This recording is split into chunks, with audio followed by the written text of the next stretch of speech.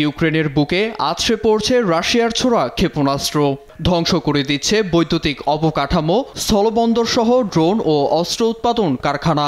শুক্রবার জোরালো হামলা চালিয়ে দোনেস্ক ও খার্কিভের আরও ৮টি অঞ্চল দখলে নেয়ার দাবি জানায় রাশিয়ার প্রতিরক্ষা মন্ত্রণালয়। ক্ষেপণাস্ত্র আঘাত হানে ওদেসার বেসামরিক স্থাপনাতেও। জবাবে স্পেশাল ফোর্সের তৎপরতায় ভেলগরদে অবস্থিত রাশিয়ার বিমান ঘাঁটিতে হামলা চালায় কিয়েভ যোদ্ধারা। এতে SU-34 সহ 4টি যুদ্ধবিমান ধ্বংসের দাবি করে কিয়েভ। দুপক্ষের সংঘর্ষের মধ্যেই ইউক্রেনকে 35 বিলিয়ন মার্কিন ডলার মূল্যের সামরিক সহায়তা দিচ্ছে ইউরোপ। ব্যয় বাড়াচ্ছে নিজেদের প্রতিরক্ষা খাতেও।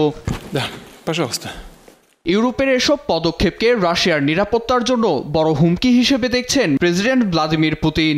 তার অভিযোগ, 1990 সালে দেয়া কথার বরখেলাপ করে পূর্ব দিকে আধিপত্য বিস্তারের ষড়যন্ত্রে লিপ্ত ইউরোপ। বলেন, কৌশলে ইউক্রেনকে ছায়াতলে নিয়ে বরাবরের মতোই পরিস্থিতিকে উস্কে দিচ্ছে তারা। এতে প্রয়োজন পড়লে সম্পূর্ণ ইউক্রেন দখলে নেয়ার হুমকিও দেন পুতিন। প্রথমত, পশ্চিমাদের ঐক্যবদ্ধতা একটি সাজানো নাটক মাত্র। রাশিয়ার ওপর মিথ্যা সামরিক সংঘাতের অভিযোগ এনে প্রতিরক্ষা খাতে জিডিপির 5% অর্থ ব্যয় করতে চলেছে ইউরোপ, যার জন্য অর্থনৈতিক মন্দা ও সম্পর্কের ফাটল দেখা দিয়েছে তাদের মধ্যে। রাশিয়াও নিজেদের জিডিপি প্রবৃদ্ধির 6.3% বা 13.5 ট্রিলিয়ন রুবেল ব্যয় করছে প্রতিরক্ষা খাতে। রাশিয়া আলোচনায় বসতে প্রস্তুত বলে জানান পুতিন। বলেন, আলোচনার পথ সহজ করতে বন্দি বিনিময় সহ মৃতদেহ হস্তান্তর করতে প্রস্তুত মস্কো।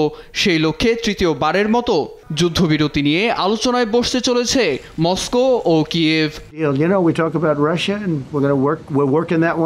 এদিকে রাশিয়া ও ইউক্রেনের মধ্যে কিছু একটা ঘটতে চলেছে বলে ইঙ্গিত দিয়েছেন মার্কিন প্রেসিডেন্ট ডোনাল্ড ট্রাম্প, যদিও কোনো স্পষ্ট বার্তা দেননি তিনি। নীরব দাস, নিউজ ডেস্ক, দেশ টিভি।